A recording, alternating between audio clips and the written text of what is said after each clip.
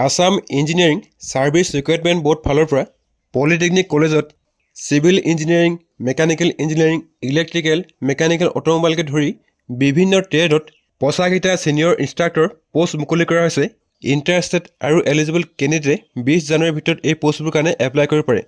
So নমস্কাৰ বন্ধুসকল, আজিৰ ভিডিঅ'ত কেনেকৈ আপোনালোকে এই পোষ্টবোৰত এপ্লাই কৰিব, এপ্লাই কৰিবৰ কাৰণে আপোনালোকক কি ডকুমেণ্টছৰ প্ৰয়োজন হ'ব, এপ্লাই কৰা A to Z প্ৰচেছ এই ভিডিঅ'ত দেখুৱাম। তো ভিডিঅ'টো শেষলৈকে চাব। আৰু যদি আপুনি আমাৰ চেনেল নতুন তেন্তে চেনেলটো ছাবস্ক্ৰাইব কৰি বেল আইকনটো প্ৰেছ কৰি ল'ব যাতে আহিবলগীয়া এনে ধৰণৰ গুৰুত্বপূৰ্ণ আৰু তথ্যমূলক ভিডিঅ'ৰ নটিফিকেশ্যন যাতে আপোনালোকে মিছ নকৰে। অনলাইন এপ্লাই কৰিবৰ কাৰণে আপোনালোকে এই ৱেবছাইটত আহিব। ইয়াৰ যি ডাইৰেক্ট লিংক মই ডেছক্ৰিপশ্যনত দি দিম। তাৰপিছত ইয়াত আপোনালোকে পেজটো স্ক্ৰল কৰি click here to view the links for online application ইয়াত ক্লিক কৰিব। তাৰপিছত আপোনালোকৰ পেজটো এনেকৈ খোল খাই আহিব। তাৰপিছত ইয়াত আপোনালোকে ৰিচেণ্ট যিবোৰ পোষ্ট আহিছে ইয়াত আপোনালোকৰ এডভাৰটাইজমেণ্টৰ লিংক আহি যাব। ৰিচেণ্টলি আপোনালোকৰ technical lecture, non technical lecture পোষ্টৰ মুকলি কৰা আছে। যদি আপোনালোকে টেকনিকেল বা নন টেকনিকেল লেকচাৰৰ কাৰণে এপ্লাই কৰিব বিচাৰে তেন্তে আপোনালোকে এপ্লাই হাৰ্ট ক্লিক কৰি এপ্লাই কৰিব পাৰে। চ' ইয়াত আপোনালোকে 3 number post senior instructor apply heart click কৰিব। তাৰপিছত আপোনালোকৰ ডাছবৰ্ডটো এনেকৈ খোল খাই আহিব। যদি আপোনালোকে এডভাৰটাইজমেণ্টৰ নটিফিকেশ্যন চাব বিচাৰে তেন্তে আপোনালোকে নটিফিকেশ্যনত ক্লিক কৰি আপোনালোকে এডভাৰটাইজমেণ্টৰ নটিফিকেশ্যন চাব পাৰে। ইয়াত আপোনালোকে new registration post of senior instructor ইয়াত ক্লিক কৰিব। তাৰপাছত আপোনালোকৰ গাইডলাইনৰ পেজটো এনেকৈ খোল খাই আহিব। চ' আপোনালোকৰ যি অনলাইন এপ্লাই কৰাৰ লাষ্ট ডেট 20 তাৰিখ 1 মাহ 2025। চ' আপোনালোকে 20 জানুৱাৰীৰ আগতে এপ্লাই কৰিব লাগিব।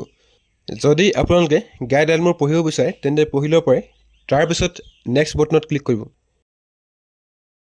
আপোনালোকৰ অনলাইন এপ্লিকেশ্যন ফৰ্মখন খোল খাই আহিব। প্ৰথমতে ইয়াত আপোনালোকৰ ফুল নেম এণ্টাৰ কৰিব। তাৰপিছত আপোনালোকৰ ফাদাৰ্ছ আৰু মাদাৰ্ছৰ ফুল নেম এণ্টাৰ কৰিব। যদি আপোনালোকে মেৰিড হয় তেন্তে ইয়াত আপোনালোকৰ স্পাউচৰ নেমটো এণ্টাৰ কৰিব। কেণ্ডিডেট ডেট অফ বাৰ্থত আপোনালোকৰ ক্লাছ 10ৰ এডমিট কাৰ্ডত যেনেকৈ ডেট অফ বাৰ্থ আছে ইয়াত আপোনালোকে ডে মন্থ আৰু ইয়াৰত কেলেণ্ডাৰৰ পৰা চুজ কৰি ল'ব। তাৰপিছত ইয়াত আপোনালোকৰ জেণ্ডাৰ ছিলেক্ট কৰিব।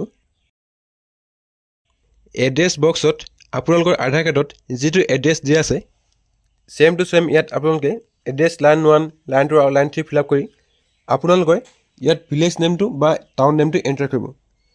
তাৰপিছত আপোনালোকৰ যিখন হোম ডিষ্ট্ৰিক্ট ইয়াত আপোনালোকে লিষ্টৰ পৰা ছিলেক্ট কৰিব। ষ্টেট আছাম ছিলেক্ট কৰি আপোনালোকৰ যিটো এৰিয়াৰ পিনক'ড ইয়াত আপোনালোকে এণ্টাৰ কৰিব। যদি আপোনালোকৰ পাৰ্মানেণ্ট এড্ৰেছ আৰু কাৰেণ্ট এড্ৰেছ ছেম হয় তেন্তে ছেম এজ এবভ বক্সত ক্লিক কৰিব। আৰু আপোনালোকৰ যি কাৰেণ্ট এড্ৰেছ পাৰ্মানেণ্ট এড্ৰেছত অট'মেটিকলি ফেচ হৈ আহিব। তাৰপিছত ইয়াত আপোনালোকৰ এটা এক্টিভ মোবাইল নম্বৰ এণ্টাৰ কৰি চেণ্ড OTPত ক্লিক কৰিব। আপোনালোকৰ মোবাইলত এটা 6 ডিজিটৰ OTP আহিব। ইয়াত OTP এণ্টাৰ কৰি ভেৰিফাই বটনত ক্লিক কৰিব। আপোনালোকৰ মোবাইল নম্বৰ ছাকচেছফুলি ভেৰিফাই হৈ যাব। তাৰপিছত যদি আপোনালোকৰ অল্টাৰনেটিভ মোবাইল নম্বৰ আছে তেন্তে ইয়াত আপোনালোকে অল্টাৰনেটিভ মোবাইল নম্বৰ এড কৰিব পাৰে। তাৰপিছত আপোনালোকৰ এটা এক্টিভ ইমেইল ID ইয়াত এণ্টাৰ কৰি যদি আপোনালোকৰ কিবা ফিজিকেল আইডেণ্টিফিকেশ্যন মাৰ্কছ আছে তেন্তে ইয়াত আপোনালোকে মেনশ্যন কৰিব। যদি আপোনালোকৰ কোনো ধৰণৰ আইডেণ্টিফিকেশ্যন মাৰ্কছ নাই তেন্তে ইয়াত আপোনালোকে ন' টাইপ কৰিব পাৰে। তাৰপিছত আপোনালোকে ৰিজাৰ্ভেশ্যন ডিটেইলছ এড কৰিব লাগিব। ৰিজাৰ্ভেশ্যন ডিটেইলছত আপোনালোকৰ যিটো কাষ্ট বা কেটেগৰী ইয়াত আপোনালোকে ছিলেক্ট কৰি ল'ব। পাৰ্চন উইথ বেঞ্চমাৰ্ক ডিচেবিলিটিত আপোনালোকে ন' ছিলেক্ট কৰিব। তাৰপিছত পাৰ্মানেণ্ট ৰেচিডেন্স অফ আছামত য়েছ ছিলেক্ট কৰিব। Do you belong to BPL কেটেগৰীত যদি আপোনালোকৰ BPL চাৰ্টিফিকেট আছে তেন্তে ইয়াত আপোনালোকে য়েছ ছিলেক্ট কৰিব। যদি আপোনালোকৰ BPL চাৰ্টিফিকেট নাই তেন্তে ন' ছিলেক্ট কৰিব। এক্স ছাৰ্ভিচমেনত আপোনালোকে ন' ছিলেক্ট কৰিব। তাৰপিছত আৰু eligible for the post of senior instructor in state engineering college ইয়াত আপোনালোকে য়েছ ছিলেক্ট কৰিব। পোষ্ট অফ ইনষ্ট্ৰাক্টৰত architecture, art and drawing, mechanical, industrial and production সকলো ট্ৰেড ইয়াত শ্ব' কৰিব। চ' আপোনালোকৰ যিটো ট্ৰেডত 3 বছৰীয়া ডিপ্ল'মা কৰা আছে লিষ্টৰ পৰা আপোনালোকে ছিলেক্ট কৰি ল'ব। তাৰপিছত ইয়াত আপোনালোকে এডুকেশ্যন ডিটেইলছ এড কৰিব লাগিব। প্ৰথমতে ইয়াত আপোনালোকৰ ক্লাছ 10ৰ ডিটেইলছ এড কৰিব। চ' মাৰ্কছ অপশ্যনত আপোনালোকে ক্লাছ 10ত যিমান মাৰ্কছ স্ক'ৰ কৰিছিলে ইয়াত এণ্টাৰ কৰিব। মাৰ্কছ আউট অফত আপোনালোকে 600 এণ্টাৰ কৰিব তাৰপিছত আপোনালোকৰ ক্লাছ 10ৰ পাৰ্চেণ্টেজ এণ্টাৰ কৰি আপোনালোকৰ ইয়াৰৰ পাছিং এণ্টাৰ কৰিব তাৰপিছত ইয়াত আপোনালোকৰ ইনষ্টিটিউট বা বৰ্ডৰ নেমটো এণ্টাৰ কৰিব সো এনেকৈ আপোনালোকৰ যদি ITI সাৰ্টিফিকেট আছে তেন্তে আপোনালোকে ITI ডিটেইলছ এড কৰিব তাৰপিছত ক্লাছ 12ৰ ডিটেইলছ এড কৰি আপোনালোকৰ ডিপ্লোমা ডিটেইলছ ইয়াত এড কৰিব সো আপোনালোকে প্ৰপাৰলি এডুকেশ্যন ডিটেইলছ এড কৰিব তাৰপিছত আপোনালোকৰ ডিপ্লোমা যেটো ৰিজাল্ট ডিক্লেৰেশ্যন ডেট ইয়াত আপোনালোকে ডে মন্থ আৰু ইয়াৰত এণ্টাৰ কৰিব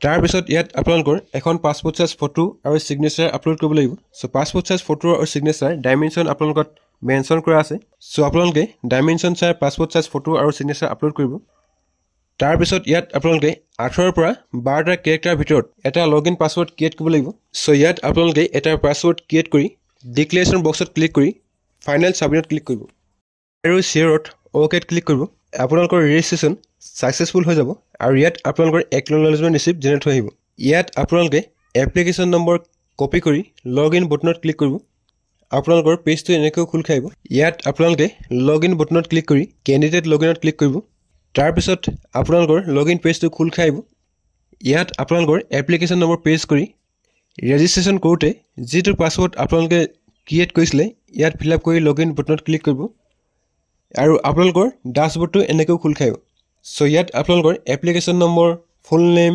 আপোনালোকৰ date of birth mobile number mail ID সকলো শো কৰিব তাৰপিছত লেফট সাইডৰ কৰ্নাৰত এপ্লিকেশ্যন প্ৰিন্টত ক্লিক কৰি আপোনালোকৰ যিখন এপ্লিকেশ্যন ফৰ্ম যদি আপোনালোকৰ প্ৰিন্টাৰ আছে তেনে প্ৰিন্ট আউট কৰি লব যদি আপোনালোকৰ প্ৰিন্টাৰ নাই মোবাইলত সেভ কৰি লব সো এনেকৈ আপোনালোকে আসাম ইঞ্জিনিয়াৰিং পলিটেকনিক কলেজৰ সিনিয়ৰ ইনষ্ট্ৰাক্টৰৰ কাৰণে এপ্লাই কৰিব পাৰে আজিৰ ভিডিঅ'ত ইমান আছিল যদি আপোনালোকে ভিডিঅ' চাই ভাল পালে তেনে ভিডিঅ'ত এটা লাইক কৰিব আৰু যদি আপোনালোকৰ কিবা সুধিব লগা আছে তেনে কমেন্ট বক্সত কমেন্ট কৰিব ভিডিঅ'টো প্ৰথমবাৰ সকলোকে চোৱাৰ কাৰণে ধন্যবাদ